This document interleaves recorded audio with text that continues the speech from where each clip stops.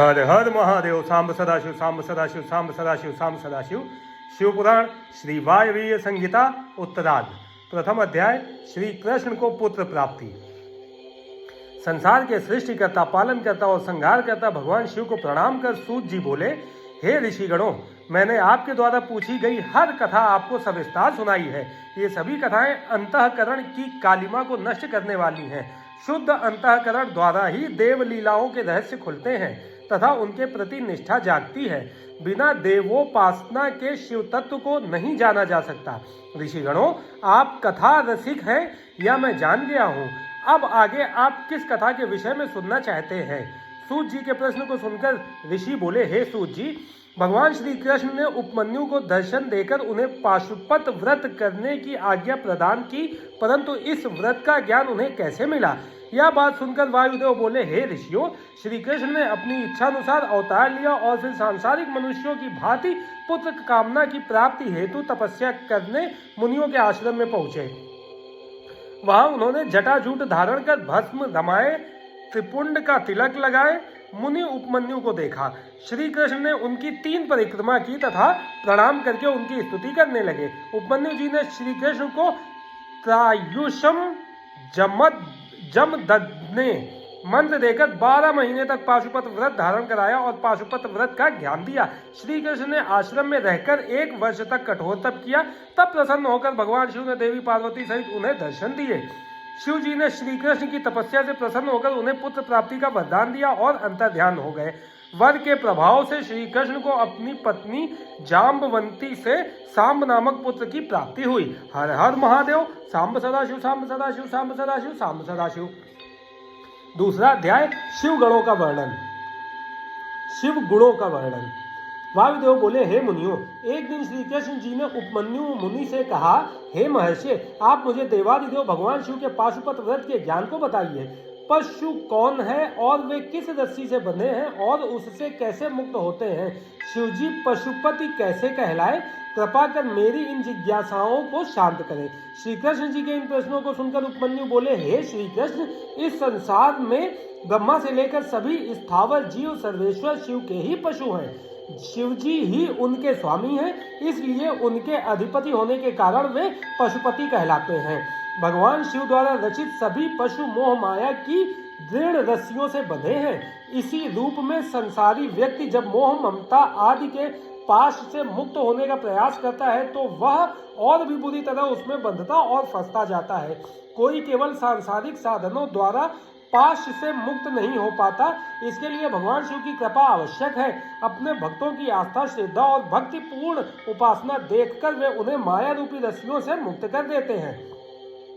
माया के 24 तत्वों से ही जीव बंधा रहता है। अपने जीवों को इन बंधनों से बांधने वाले स्वयं भगवान शिव ही हैं। वे उन्हें विषयों में बांधकर उनसे अपने कार्य कराते हैं। जो इन विषयों में आसक्त होकर भोगों की कामना से व्यवहार करता रहता है वह पशुता से मुक्त नहीं हो पाता। जिसे संसार के भोगों में रस नहीं मिलता वह शिव कृपा से इन पाशों से मुक्त हो जाता है। महेश्वर संसार का अनुशासन चलाते हैं तो ब्राह्मण जगत का बाहर से पालन करते हैं और हव्य कव्य भी ग्रहण करते हैं। जल जगत में जीवन भरता है और पृथ्वी जगत को धारण करती है। दैत्यों का संहार स्वयं भगवान शंकर करते हैं। देवेंद्र स्वर्ग का संचालन करते हैं। वरुण जल पर शासन करते हैं। ये सब कार्य त्रिलोकीनाथ भगवान शिव के बताए मार्ग पर चलकर संपन्न होते हैं। शिव जी का पूजन सद्गति प्रदान करता है। निष्काम भाव से की गई शिव आराधना मनोकामनाओं की पूर्ति के साथ मुक्ति का साधन भी बनती है। हर हर महादेव। सांब सदाशिव, सांब सदाशिव, सांब सदाशिव, सांब सदाशिव। तीसरा अध्याय अष्टमूर्ति वर्णन। मुनि उपमन्यु बोले, हे श्री कृष्ण, भगवान शिव के सगुण साकार मूर्त रूप का विभिन्न ध्यानों में नाना प्रकार से वर्णन किया गया है। ये शिव के व्यष्टि रूप है। भगवान शिव ने स्वयं की अंग भूता आदि शक्ति से जब इस सृष्टि की रचना की उसके बाद वे संपूर्ण ब्रह्मांड में व्याप्त हो गए। शिव ने ही सृष्टि के रूप में अपना विस्तार किया। इस तरह भी कहा जा सकता है भगवान शिव अपनी मूर्तियों से ब्रह्मांड में व्याप्त है। ब्रह्मा, विष्णु, रुद्र, महेश, सदाशिव शिव जी की ही प्रतिमाएं हैं। ईशान पुरुष, अघोर, वामदेव और सद्दोजात इनकी 5 मूर्तियां हैं। है। ईशान मूर्ति क्षेत्रज्ञ है, पुरुष स्थाणु मूर्ति है, अघोर मूर्ति बुद्धि तत्व को धारण किए है। देवादिदेव महादेव की वामदेव मूर्ति अहंकार की अधिष्ठात्री है। सद्योजात मूर्ति शिवजी के हृदय में निवास करती है। ईशान मूर्ति श्रोत्र वाणी और शब्द आकाश की अधिष्ठात्री है। ईश्वरीय मूर्ति हस्त स्पर्श और वायु की अधिष्ठात्री है। अघोर मूर्ति नेत्र चरण रूप अग्नि की अधिष्ठात्री है। वाम मूर्ति रस जल की अधिष्ठात्री है। भगवान शिव की 8 प्रतिमाएं हैं। जिस प्रकार माला में फूल गुंथे होते हैं उसी प्रकार शिवजी की मूर्तियों में संसार गठित है।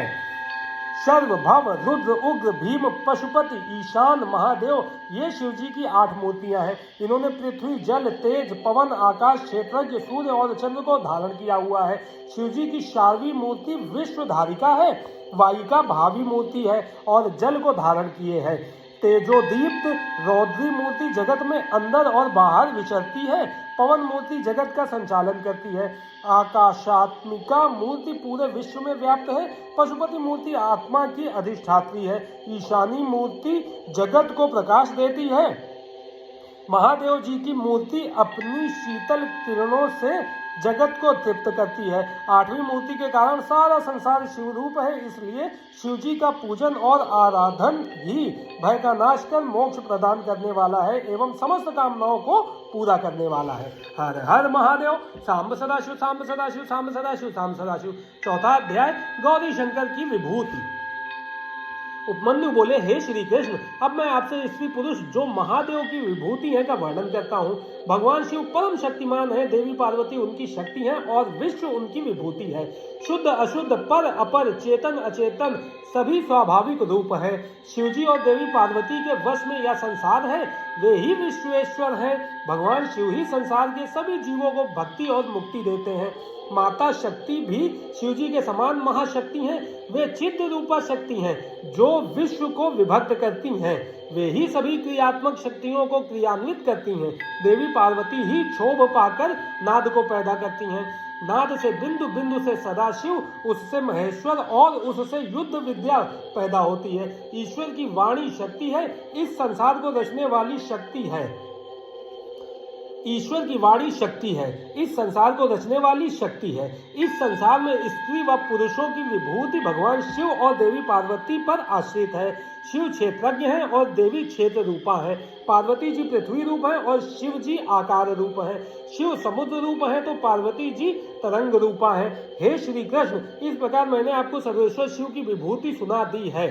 शिव भक्तों को सायुज्य की प्राप्ति होती है और भगवान शिव का भजन कीर्तन करने से समस्त पापों का नाश हो जाता है। हर हर महादेव। सांब सदाशिव सांब सदाशिव सांब सदाशिव सांब सदाशिव।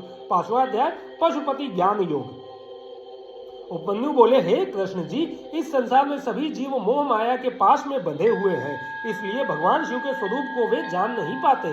भगवान शिव के अविकल्प प्रभावों का वर्णन ऋषि मुनिगण करते हैं। भगवान शिव को अपर ब्रह्म रूप में ब्रह्मात्मक अनादि अनंतर रूप में महादेव तथा भूत इंद्रिय अनंतर अंतकर प्रधान विषयात्मक में अपर ब्रह्म एवं चेतनात्मक पर ब्रह्म कहलाते हैं।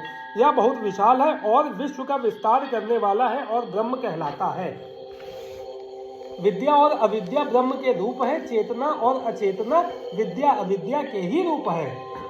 विश्व भगवान शिव रूप है और संसार के सभी जीव भगवान शिव के अधीन हैं। त्रिलोकीनाथ भगवान शिव तो सत असत दोनों के स्वामी हैं।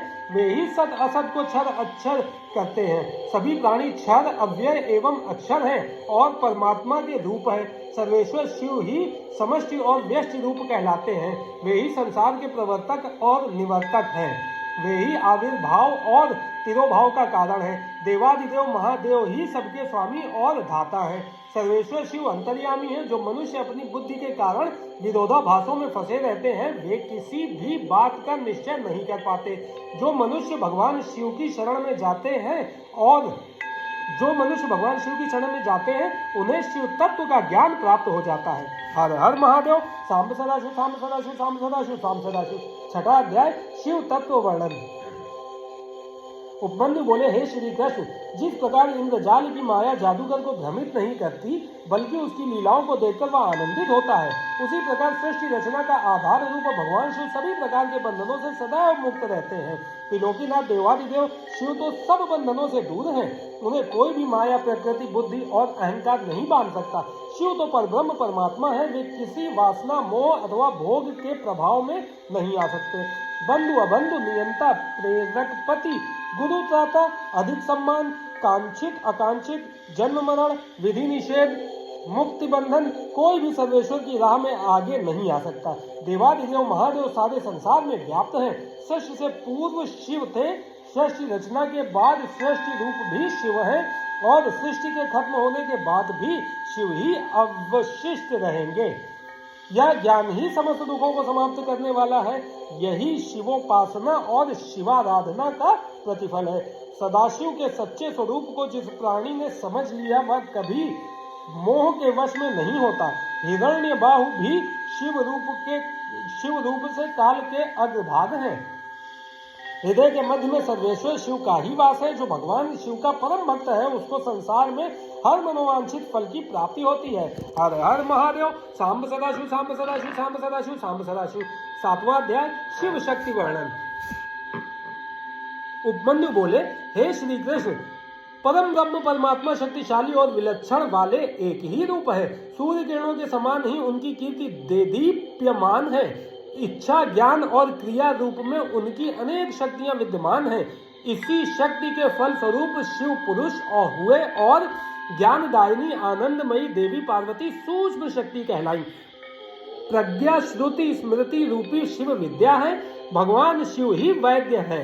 भगवान शिव की शक्ति विश्व को मोहने वाली और मुक्ति प्रदान करने वाली है। अपने हृदय में शिव शक्ति विश्व को मोहने वाली और मुक्ति प्रदान करने वाली है। अपने हृदय में शिव शक्ति के स्वरूप का ध्यान करने वालों को परम शांति प्राप्त होती है।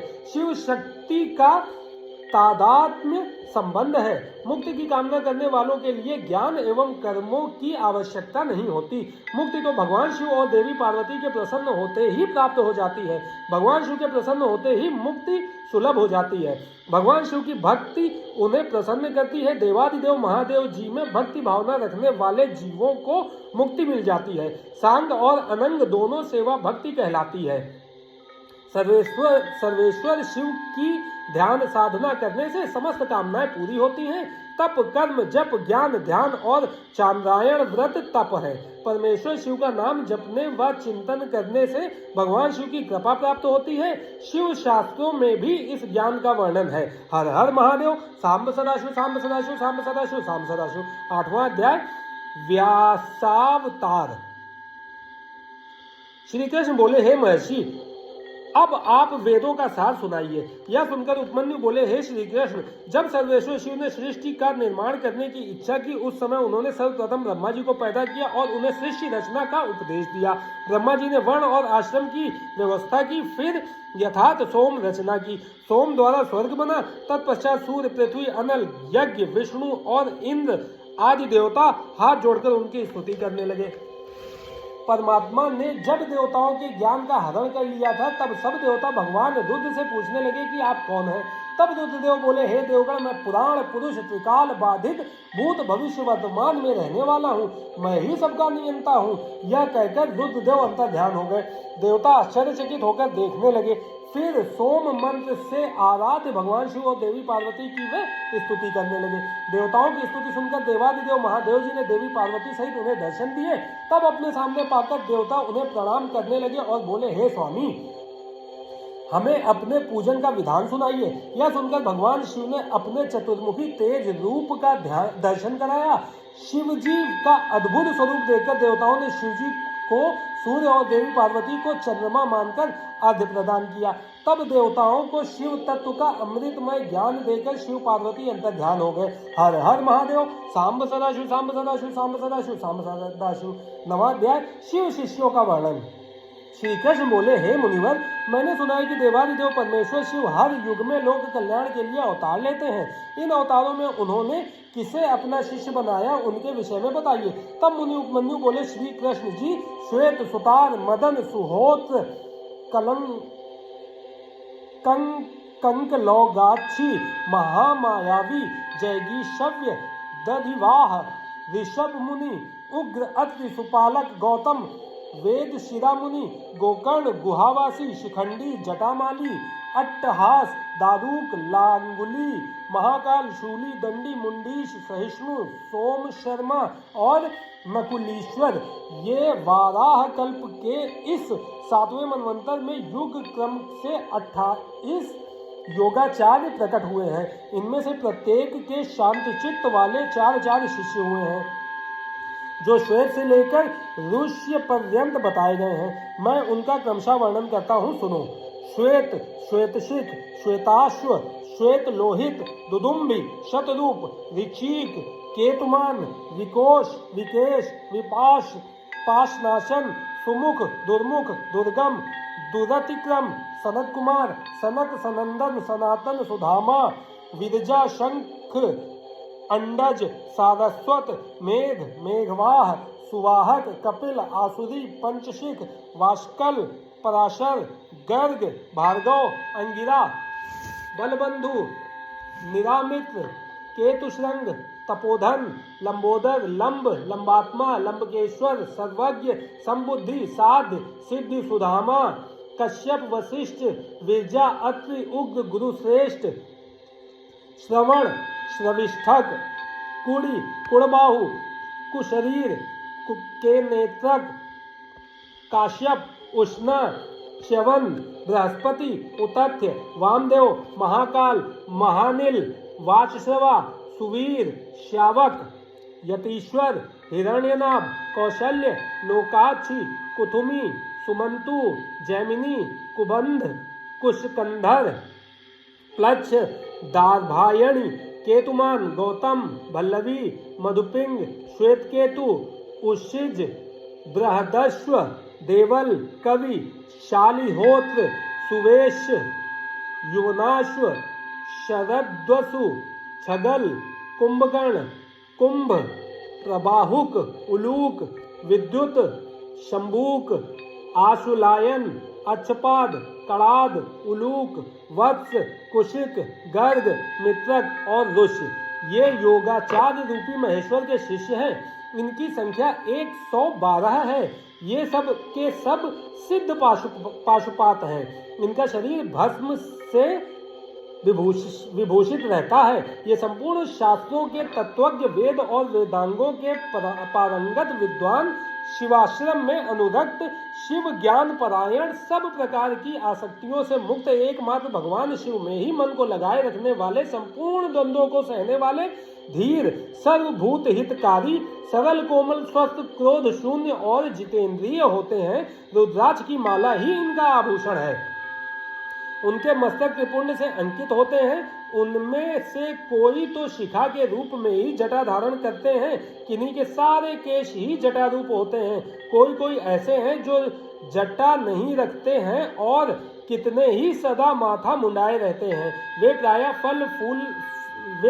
फल मूल का आहार करते हैं, प्राणायाम साधन में तत्पर होते हैं।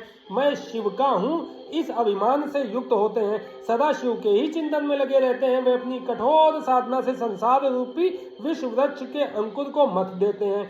फलस्वरूप संसार बीज का ही नाश हो जाता है। इसे ही समस्त प्रकार के कर्मों का क्षय कहते हैं। ऐसे में स्थूल सूक्ष्म शरीरों के कारण हमारा शरीर भी विगलित हो जाता है। इसी को मुक्ति और मोक्ष कहते हैं। जो योगाचार्य इस स्थिति को प्राप्त हो जाते हैं, वे सदा परम धाम में जाने के लिए ही कटिबद्ध होते हैं। जो योगाचार्यों सहित इन शिष्यों को जान मानकर सदा शिव की आराधना करता है, वह शिव का सायुज्य प्राप्त कर लेता है। इसमें कोई अन्यथा विचार नहीं करना चाहिए। हर हर महादेव। सांब सदाशिव, सांब सदाशिव, सांब सदाशिव, सांब सदाशिव। 10वां अध्याय शिवोपासना निरूपण। श्री कृष्ण जी बोले, हे महर्षि, भगवान शिव से देवी पार्वती ने क्या प्रश्न किया और शिव जी ने उसका क्या उत्तर दिया। तब उपमन्यु बोले, हे कृष्ण, एक दिन पार्वती जी ने भगवान शिव से पूछा, हे स्वामी, आप प्राणी जन पर किस प्रकार प्रसन्न होते हैं। तब शिव जी बोले, हे प्रिय, मुझे प्रसन्न करने का एकमात्र साधन श्रद्धा भक्ति है। मैं कर्म, जप, यज्ञ और समाधि से इतना प्रसन्न नहीं होता। जितना भक्तिपूर्ण आराधना से जिस भक्त के मन में श्रद्धा हो वह मेरा दर्शन, स्पर्श, पूजन एवं मेरे साथ वार्तालाप भी कर लेता है। अतः जो मुझे अपने वश में करना चाहे उसे पहले मेरे प्रति श्रद्धा करनी चाहिए।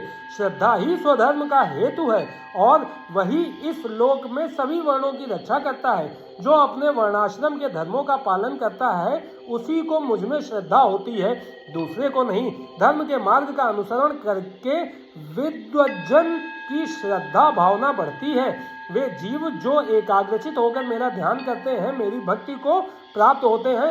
वर्ण आश्रम पर चलने वाले जीव मोह माया और पापों से छूटकर शिवलोक को प्राप्त कर लेते हैं, उनकी आत्मा का उद्धार हो जाता है। सनातन धर्म के ज्ञान, क्रिया, चर्या और योग नामक 4 पद हैं। भक्ति पूर्वक साधना ज्ञान कहलाती है। 6 मार्गों से किए गए शुद्ध विधान को क्रिया कहते हैं।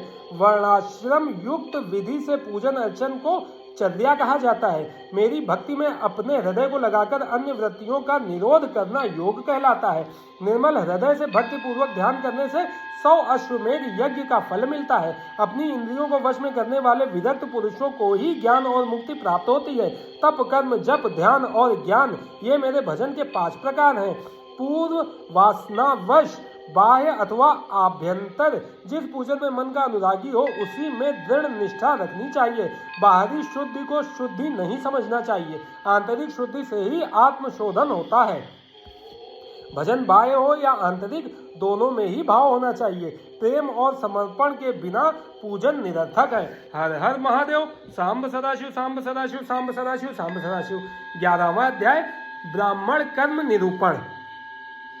त्रिलोकीनाथ परमेश्वर शिव बोले, हे देवी, 3 बार नहाना, अग्नि कर्म करना, लिंग पूजा, दान, ईश्वर भाव, दया भाव, सत्य, संतोष, आस्तिकता, अहिंसा, लज्जा, श्रद्धा, पढ़ना, पढ़ाना, उपदेश, ब्रह्मचर्य, श्रवण, तप, क्षमा, शौच आदि वर्ण धर्म है।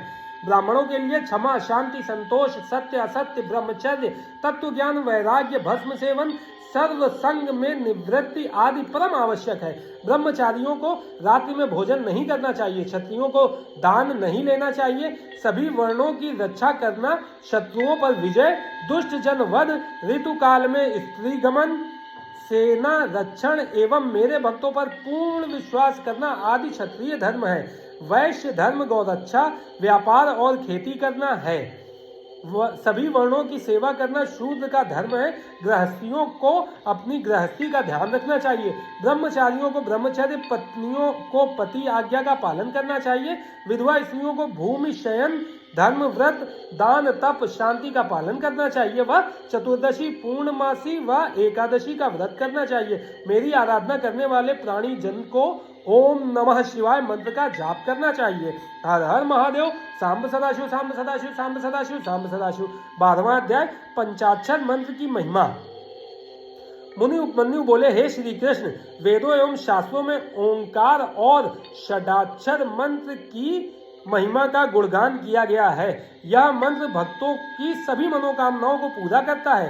वेदों का सार रूप होने के कारण इसके अर्थ में बहुत सी सिद्धियां विद्यमान हैं। यह मंत्र परम मुक्तिदाता है। ओम नमः शिवाय मंत्र का जाप मनोरंजक तथा परे से भी परे है। इस मंत्र की बड़ी महिमा है। अत्यंत सूक्ष्म होने पर भी यह तीनों गुणों से परे है। पंचाक्षर मंत्र सभी विद्याओं का बीज है। यह मंत्र सर्वज्ञ एवं समर्थ है। ओम में ब्रह्म स्थित है, नमः शिवाय में ईशान नामक सूक्ष्म ब्रह्मांड स्थित है।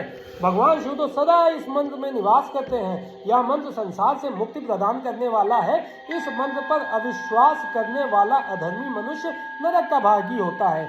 इस पंचाक्षर मंत्र में 7 करोड़ मंत्र है तथा अनगिनत उप मंत्र है। पंचाक्षर मंत्र एवं षडाक्षर मंत्र में संपूर्ण शिव ज्ञान तथा सभी विद्याओं के तत्व हैं। जिसके हृदय में ओम नमः शिवाय नामक महामंत्र है उसे अन्य किसी शास्त्र के अध्ययन की कोई आवश्यकता नहीं होती। हर हर महादेव। सांब सदाशिव, सांब सदाशिव, सांब सदाशिव, सांब सदाशिव। 13वां अध्याय कलिनाशक मंत्र। देवी पार्वती बोली, हे स्वामी, कलयुग में पाप रूपी अंधकार निरंतर बढ़ता जाता है। धर्म से विमुखता आ जाती है। धर्म के आचार विचार सभी परंपराएं एवं मर्यादाएं नष्ट हो जाती हैं। तब उसमें आपके भक्तों की क्या गति होगी और वे कैसे मुक्त हो पाएंगे। पार्वती जी के वचन सुनकर शिव जी बोले, हे देवी, कलयुग में पंचाक्षर मंत्र का भक्ति पूर्वक जाप करने वाले मनुष्यों को मुक्ति मिल जाती है। पापियों, निर्दयी एवं कुटिल जन भी श्रद्धा भावना से पंचाक्षर मंत्र का जाप करने से भवसागर से पार हो जाते हैं। पंचाक्षर मंत्र के जपने से शिवलोक की प्राप्ति होती है। यह सर्वोत्तम मंत्र है। महर्षि इसी मंत्र के प्रभाव से स्वधर्माचरण करते हैं। प्रलय आने पर सभी स्थावर जंगम जीव नष्ट हो जाते हैं। तब मैं ही एकमात्र जीवित रहता हूँ। सारे वेद और शास्त्र मुझ में लीन हो जाते हैं। फिर नई सृष्टि का आरंभ होता है। सृष्टि के पुनः आरंभ में जब श्रीहरि क्षीर सागर में सो रहे थे, उस समय उनकी नाभि से पंचमुखी ब्रह्मा की उत्पत्ति हुई। उन्होंने सृष्टि की रचना करने हेतु मेरी तपस्या की। तब मैंने ब्रह्मा जी को साक्षात दर्शन देकर ओम नमः शिवाय मंत्र की दीक्षा दी। इसी मंत्र के प्रभाव से उन्होंने देवताओं, दानवों, ऋषियों एवं प्राणी जन की रचना की। नमः शिवाय यह पांच अक्षरीय मंत्र महामहिमावान है और सारे जगत का बीज रूप है। इसे वेदों से उत्तम माना गया है। मेरे द्वारा प्रकट प्रथम विद्या यही है। वामदेव इसके ऋषि हैं और पंक्ति छंद है। मैं इस मंत्र का देवता हूँ। यह मेरा परम प्रिय मंत्र है। पंचाक्षर मंत्र कलयुग में इस भवसागर से तारने वाला मंत्र है। हर हर महादेव। सांब सदाशिव, सांब सदाशिव, सांब सदाशिव, सांब सदाशिव। 14वां अध्याय, व्रत ग्रहण करने का विधान। भगवान शिव बोले, हे प्रिय, ऐसा व्रत जो क्रिया और श्रद्धा से हीन हो निष्फल हो जाता है। तभी सिद्ध व्यक्ति श्रद्धा भाव बढ़ाते हैं और तत्व ज्ञाता गुरु की शरण में जाते हैं। प्राणी जन शरीर, मन और वाणी द्वारा उनका पूजन करते हैं और यथा योग्य वस्तुओं का दान करते हैं। इसलिए जब प्राणी जन गुरु की शरण में जाते हैं तो गुरु उन्हें मंत्र की दीक्षा देते हैं और जब शिष्य का अहंकार का भाव समाप्त हो जाता है तब उसे घृत से स्नान करा आभूषण से भूषित कर ब्राह्मणों का पूजन करे। फिर गौशाला या मंदिर में जाकर विधि पूर्वक ज्ञान का उपदेश दे। गुरु द्वारा दीक्षित मंत्र का प्रतिदिन 108 बार जाप करना चाहिए। इससे परम गति प्राप्त होती है। वाचिक जप का फल 1 गुना, उपांश जप का 100 गुना, मानस का 1000 गुना, सगर्भ का लक्ष्य गुना होता है। मंत्र के अंत में ओंकार होना चाहिए। ध्यान के साथ मंत्र का जाप करना चाहिए।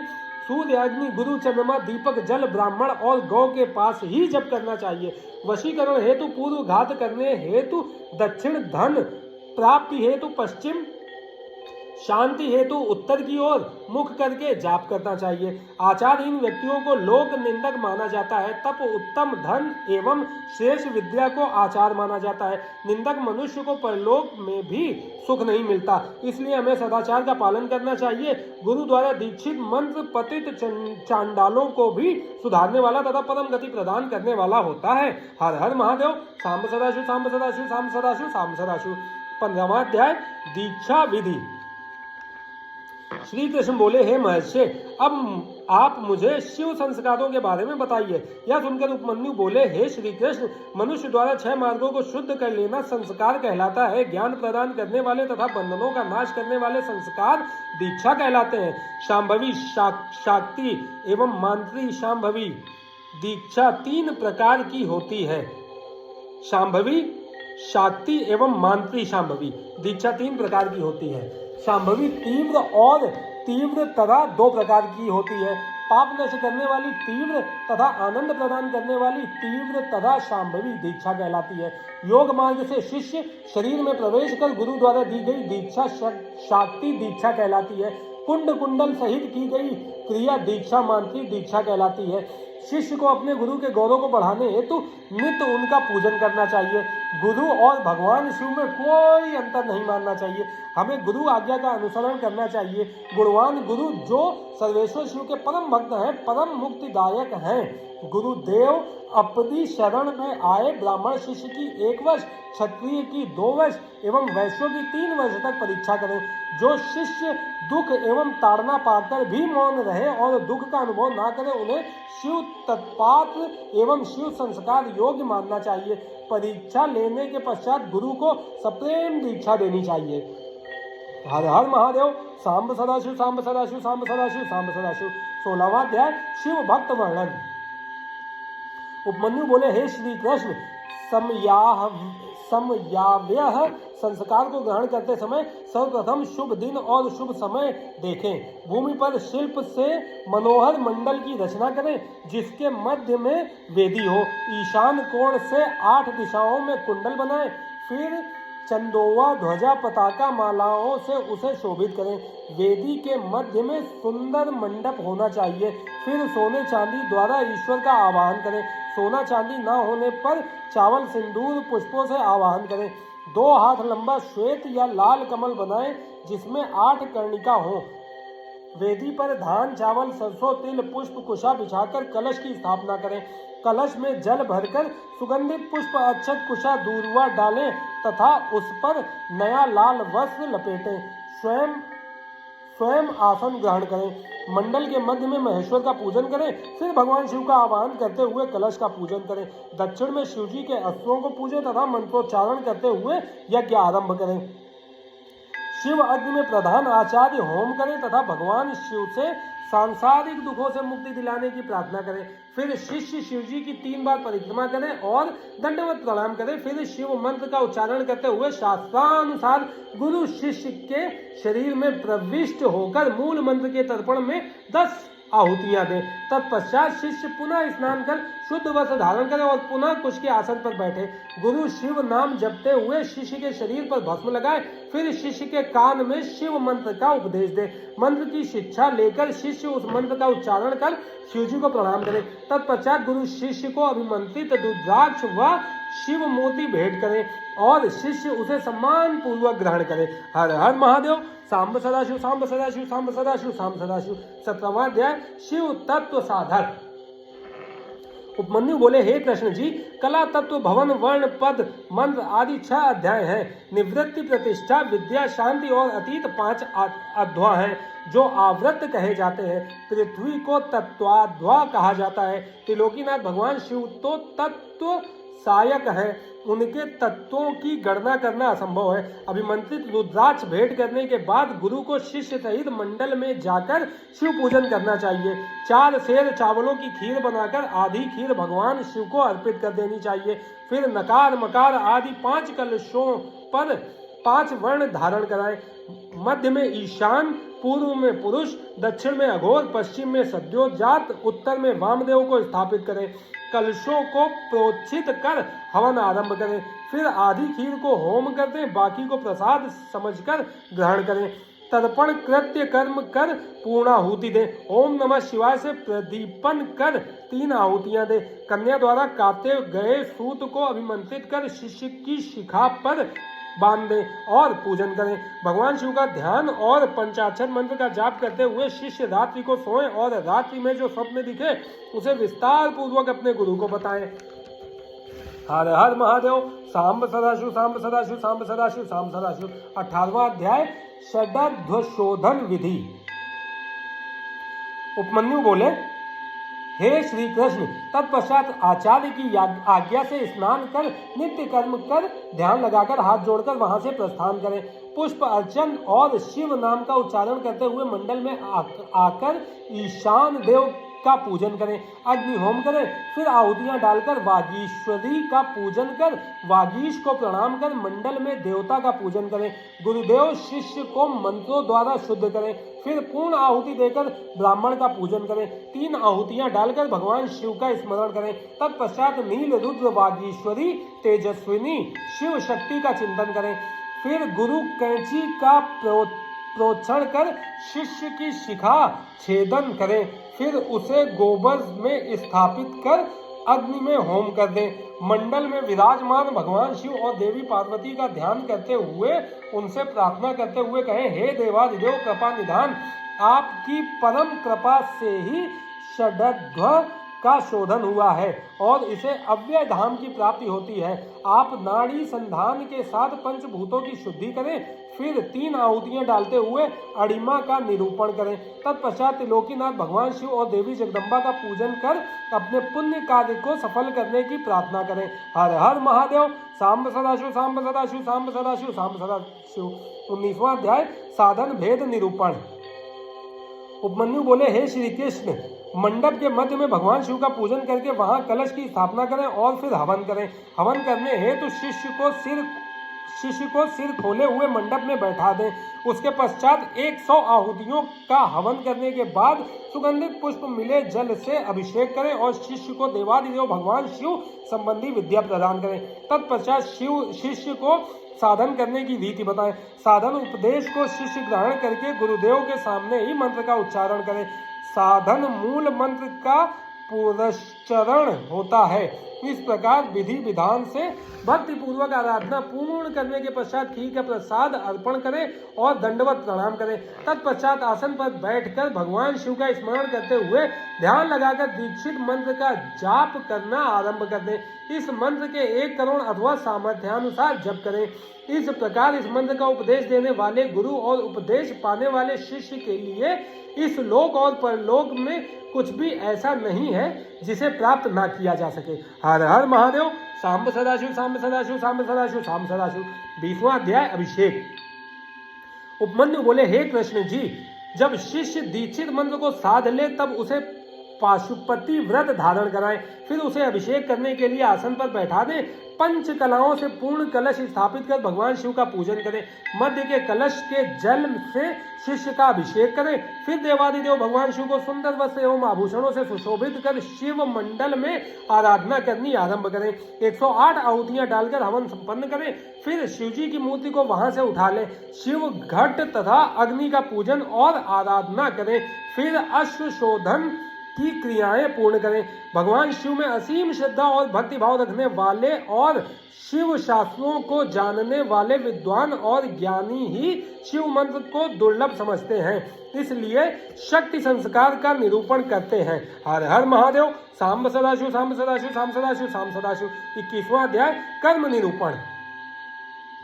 श्री कृष्ण बोले, हे महर्षि, अब आप मुझे कर्म करता पुरुषों के नित्य कर्मों के बारे में बताइए। तब मुनिवर उपमन्यु बोले, श्री कृष्ण, सत्पुरुषों को प्रातः काल ब्रह्म मुहूर्त में उठना चाहिए। उठकर सर्वप्रथम भगवान शिव और देवी पार्वती का ध्यान करें। अरुणोदय होने पर घर से बाहर शौच से निवृत्त होकर स्नान करें। फिर आचमन कर स्वच्छ वस्त्र पहने।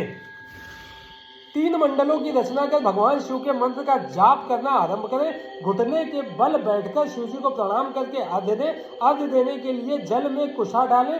फिर शरीर पर भस्म धारण करें। मस्तक, छाती और दोनों भुजाओं पर त्रिपुंड धारण करें। तत्पश्चात गले, कानों और हाथों में रुद्राक्ष धारण करें। ब्राह्मणों को सफेद, लाल, पीत रंगीन नए वस्त्र धारण कराएं। वस्त्र धारण करने के बाद पूजा के स्थान पर उत्तर की ओर मुख करके बैठें और हाथ जोड़कर अपने आराध्य देव त्रिलोकीनाथ भगवान शिव का ध्यान करें। ध्यान से उठने पर शिष्य नामाष्टक का पाठ कर गुरु को श्रद्धावनत होकर प्रणाम करें। हर हर महादेव। सांब सदाशिव, सांब सदाशिव, सांब सदाशिव, सांब सदाशिव। 22वां अध्याय पूजन का न्यास निरूपण। उपमन्यु बोले, हे कृष्ण जी, न्यास गृहस्थियों के क्रमानुसार 3 प्रकार का होता है। ब्रह्मचारियों के लिए उत्पत्ति न्यास, सन्यासियों के लिए लय न्यास और गृहस्थियों के लिए स्थित न्यास का विधान है। अंगूठे से लेकर कनिष्का उंगली तक स्थित न्यास होता है। लय न्यास वाम अंगुष्ठ से दक्षिण अंगुष्ठ तक है। बिंदु के साथ नकारादि वर्णों का न्यास करना चाहिए। तल और अनामिका में शिवजी का न्यास करें। 10 दिशाओं में अस्त्र न्यास होना चाहिए। 5 भूतों के स्वामी एवं 5 कलाओं को अपने हृदय के मध्य ब्रह्म रंध्र में धारण करें। पंचाक्षर मंत्र का जाप करें। प्राण वायु को रोककर अस्त्र मुद्राओं से भूत ग्रंथि का छेदन कर सुषुम्ना नाड़ी द्वारा जप करें। फिर वायु द्वारा शरीर शोषण करें। फिर कलाओं का संहार करें। दुग्ध कलाओं का स्पर्श कर अमृत द्वारा सिक्त कर शरीर को उचित स्थान पर स्थापित करें। तत्पश्चात भौतिक शरीर को भस्म द्वारा स्नान कराएं। हृदय में स्थित भगवान शिव का ध्यान करते हुए अमृत वर्षा से विधात्मक देह को सींचें। अपने शरीर को शुद्ध करके शिव तत्व प्राप्त कर ईश्वर का पूजन करें। मात्र न्यास, ब्रह्म न्यास, प्रणव न्यास और हंस न्यास करें। हकार हृदय से सकार भ्रकुटी मध्य में 50 वर्ण रुद्र मार्ग के द्वारा न्यास करें। फिर क्रमशः अघोर, वामदेव, प्राणायाम, हंस न्यास, पंचाक्षरी मंत्र का न्यास करें। भगवान शिव का परम भक्त और शिव पूजन और ध्यान करने वाला मनुष्य संसार सागर से पार हो जाता है। इसी के द्वारा मोक्ष की प्राप्ति होती है। हर हर महादेव। सांब सदाशिव, सांब सदाशिव, सांब सदाशिव, सांब सदाशिव। 23वां अध्याय मानसिक पूजन। उपमन्यु बोले, कृष्ण जी, अंग न्यास आदि कार्यों को पूरा करें, फिर अपने मन द्वारा पूजन सामग्री की कल्पना करें। सामग्री को जुटाकर उससे विधि पूर्वक विघ्न विनाशक श्री गणेश का पूजन करें। दक्षिण तथा उत्तर में क्रमशः नंदी एवं सुभद्रा का पूजन करें। कमल के सुंदर और कोमल आसन पर त्रिलोकीनाथ भगवान शिव व देवी पार्वती को उस पर स्थापित करें। शिव पार्वती की स्थापना कमलासन पर करने के बाद भक्ति पूर्वक विधि विधान के अनुसार उनका पूजन करें। पुष्प अर्पित करें, ध्यान करें और भावनामय समिधा घृत से परमेश्वर की नाभि में होम करें। भ्रकुटी के मध्य में परम पवित्र दीप ज्योति के आकार वाले भगवान शिव का ध्यान करें। यही वानप्तिक भावनामय आराधना है। इसे पूर्ण करने के बाद अग्नि या ठंडिल लिंग में पूजन करें। हर हर महादेव। सांब सदाशिव, सांब सदाशिव, सांब सदाशिव, सांब सदाशिव। 24वां अध्याय पूजन निरूपण। उपमन्यु बोले, हे श्री कृष्ण जी, पूजन स्थान को गंध, चंदन, फूलों और जल से पवित्र कर प्रोक्षण करें। अस्त्रों द्वारा विघ्नों का निवारण कर कवच से सारी दिशाओं का अस्त्र न्यास करें। कुशा बिछाकर उसे जल से मार्जित करें। प्रोक्षणी पात्र, अर्ध्यपात्र, पाद्य आचमन को शुद्ध कर उसमें जल खम तथा चंदन डालें और आचमन के जल में कपूर, कंकोल, कीमता, तमाल व चंदन मिलाएं। चावल, कुशा, दूर्वा, जौ, अक्षर, तिल, घृत, सरसों, पुष्प और भस्म को मिलाकर मंत्र द्वारा रक्षित करें। विनायक देव का पूजन करें। फिर नंदीश्वर का पूजन करने के पश्चात षोडशोपचार से शिवलिंग का पूजन करें। पूर्व भाग में कमलासन रखें। कमल दल 8 प्रकार की सिद्धि देने वाला है। वामादिक शक्तियां बीज है। भगवान शिव का पूजन करें। पंचगव्य द्वारा स्नान कराएं। फिर आंवले और हल्दी से इसका लेप करें। देव स्नान कराकर सुंदर वस्त्र एवं यज्ञोपवीत धारण कराएं। पाद्य, अर्थ, आचमन, धूप, दीप, नैवेद्य, गंध, पुष्प, भूषण, जल, मुखवास कर रत्न जड़ित मुकुट एवं आभूषण चढ़ाएं। फिर भगवान शिव पार्वती की आरती उतारें। आरती की थाली को शिवलिंग के सामने 3 बार घुमाकर माथे पर सुगंधित भस्म धारण करें। फिर अपनी पूजा अर्चना में रह गई त्रुटि के लिए भगवान से क्षमा याचना करें। इस प्रकार पूजन करने से परम फल की प्राप्ति होती है। हर हर महादेव। सांब सदाशिव, सांब सदाशिव, सांब सदाशिव, सांब सदाशिव। 25वां अध्याय नित्य कृत्य विधि। उपमन्यु बोले, हे श्री कृष्ण जी, दीपदान करने से पहले आरती एवं पूजन भी किया जाना चाहिए। सर्वप्रथम ईशान देव से लेकर सद्योजात तक भगवान शिव का जाप करें। पहले आवरण में हृदय से लेकर अस्त्र न्यास कर पूजन करें। पूर्व में इंद्र, दक्षिण में यम, पश्चिम में वरुण, उत्तर में कुबेर, अग्निकोण में अग्नि, नैऋति और निवृत्ति में वायु की पूजा करनी चाहिए। कमल से बाहर वज्रादि आयुधों का पूजन करना चाहिए। तत्पश्चात सभी स्थानों से 8 लोकपालों का पूजन कर मां जगदम्बा का पूजन कर उनकी आराधना करें। योग, ध्यान, जप और होम कृत्यों में 6 तरह का नैवेद्य होना चाहिए। उसके बाद कपूर, कंकोल, जावित्री, कस्तूरी, केसर, मृगमद, सुगंधि पुष्प आदि अर्पण कर घी का दीपक जलाएं।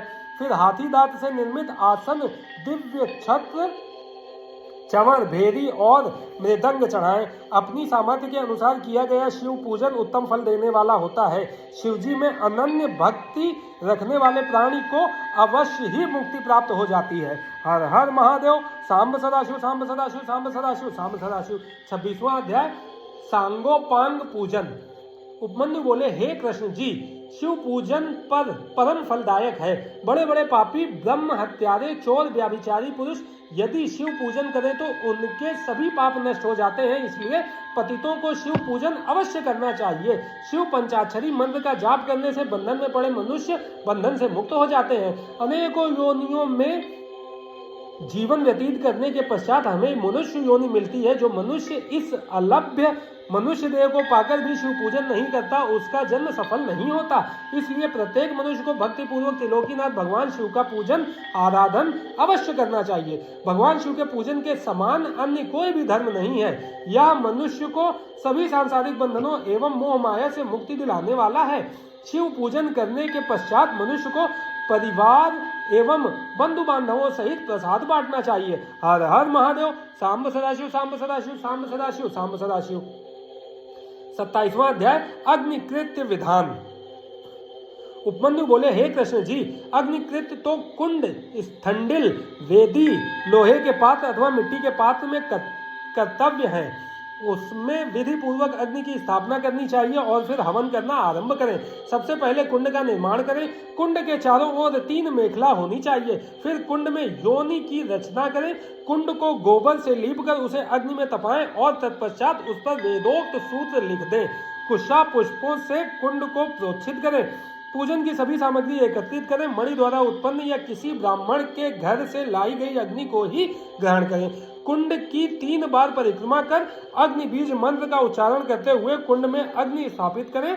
फिर दक्षिण दिशा में शिव पूजन कर मंत्र न्यासादि कर घी में धेनु मुद्रा दिखाकर सुवा को तपाकर प्रोक्षण करें।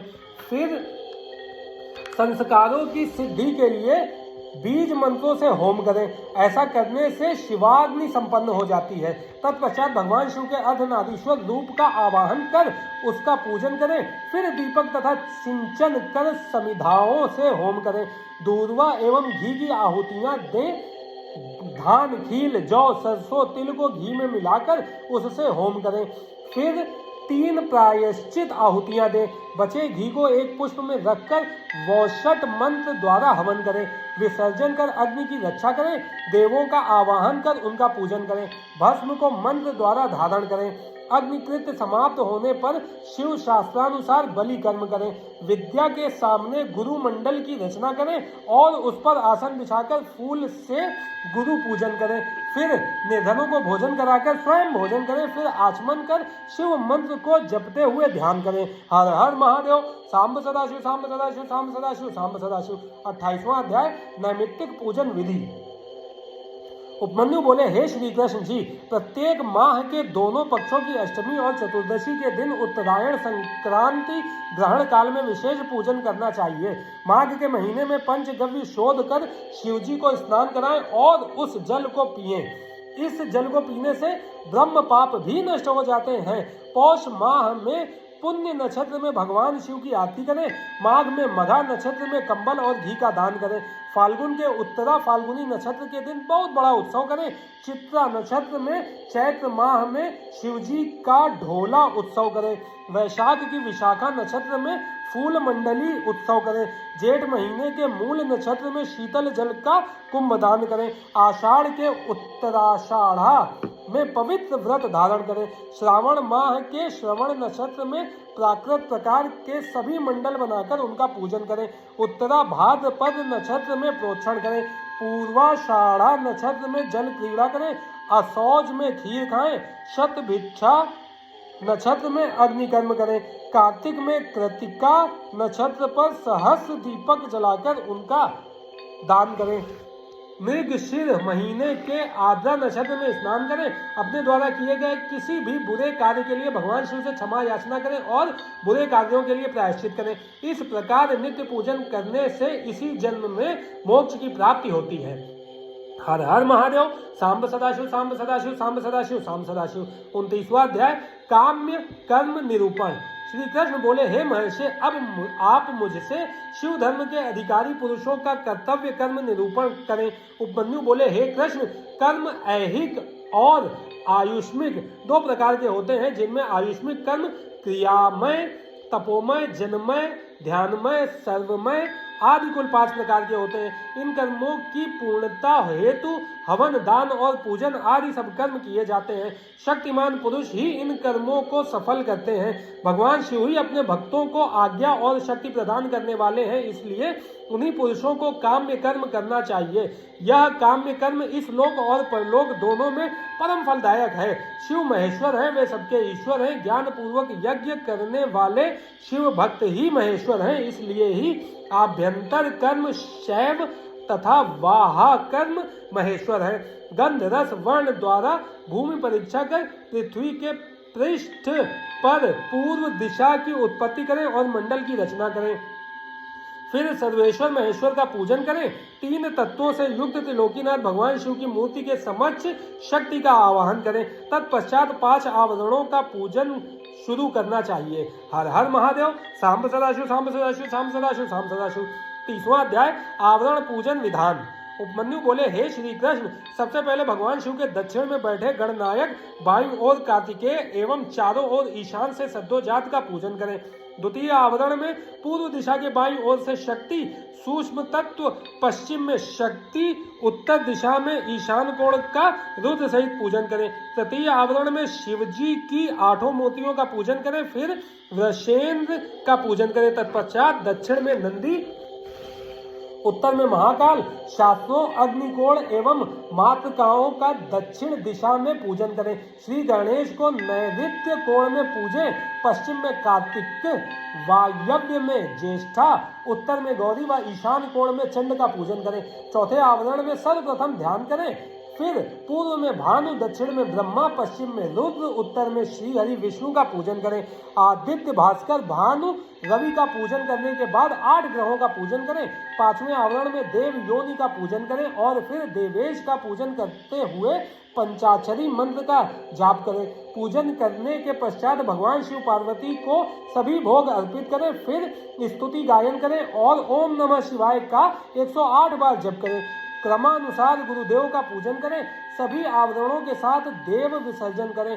सब सामान गुरुदेव को अर्पित करें। यह योग योगेश्वर कहलाता है, जो चिंतामणि तुल्य है। हर हर महादेव। सांब सदाशिव, सांब सदाशिव, सांब सदाशिव, सांब सदाशिव। 31वां अध्याय शिव स्तोत्र निरूपण। उपमन्यु बोले, हे श्री कृष्ण, अब मैं आपको पंचवरण नामक पवित्र स्तोत्र सुनाता हूँ। हे जगतनाथ, प्रकृति से सुंदर नित्य चेतन स्वरूप की सदा जय जयकार हो।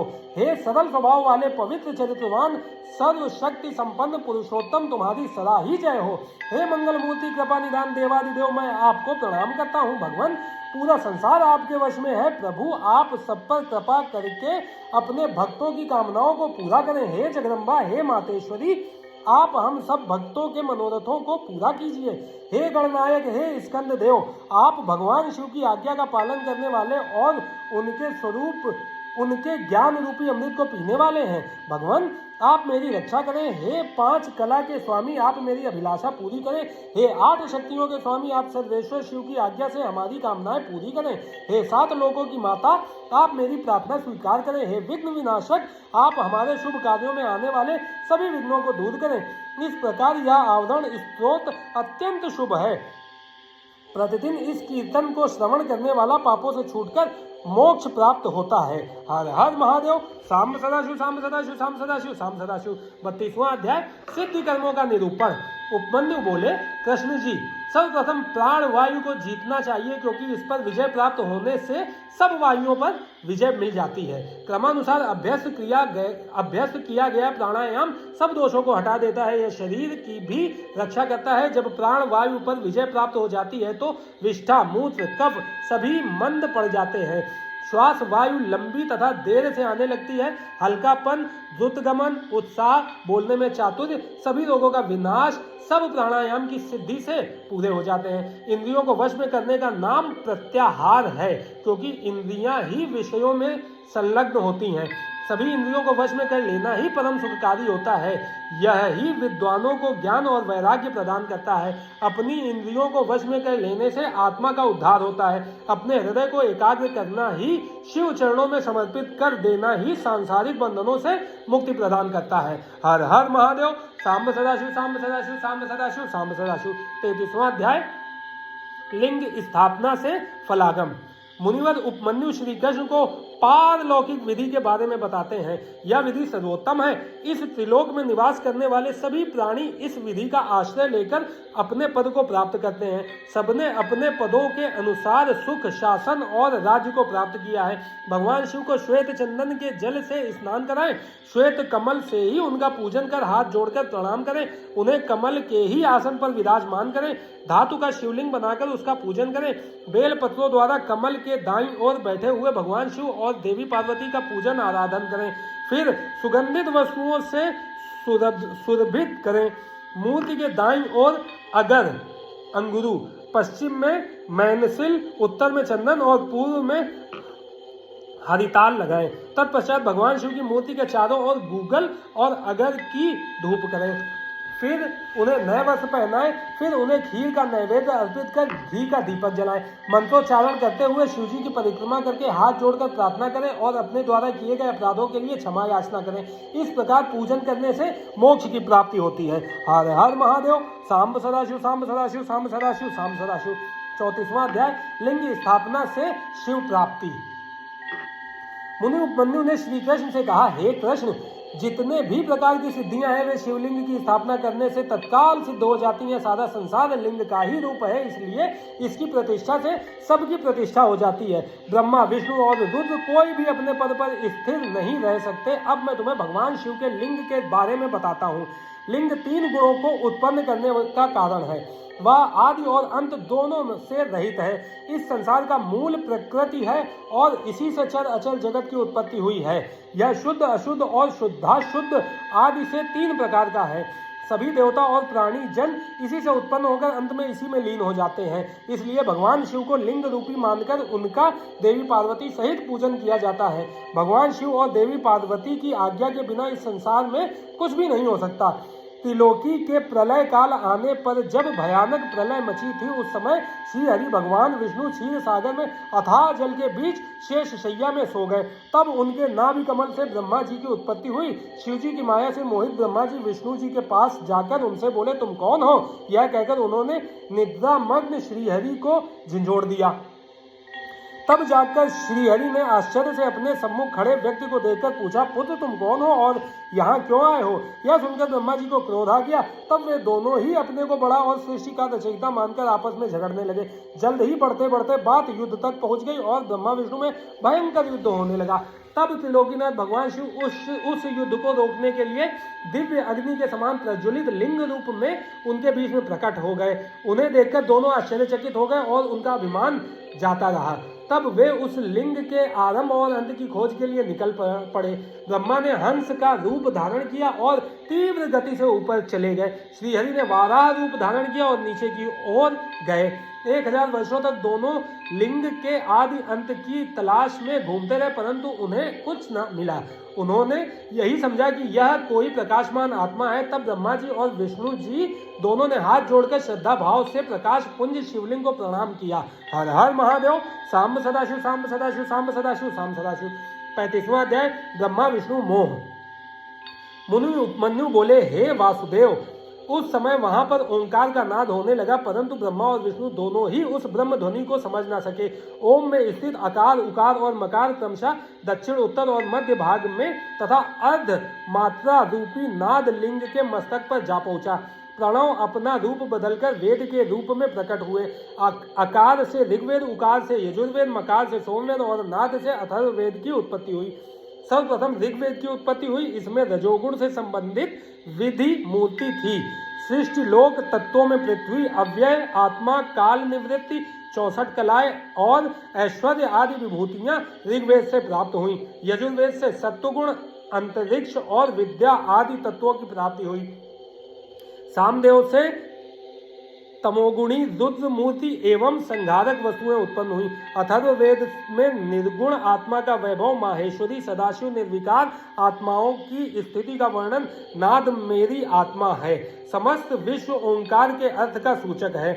ओम शब्द शिव का वाचक है। शिव और प्रणव में कोई अंतर नहीं है। संसार के रचनाकर्ता ब्रह्मा, रक्षक विष्णु और संघारक रुद्र है। रुद्र ही ब्रह्मा विष्णु को अपने नियंत्रण में रखते हैं। वे शिव ही सब कारणों के कारण हैं।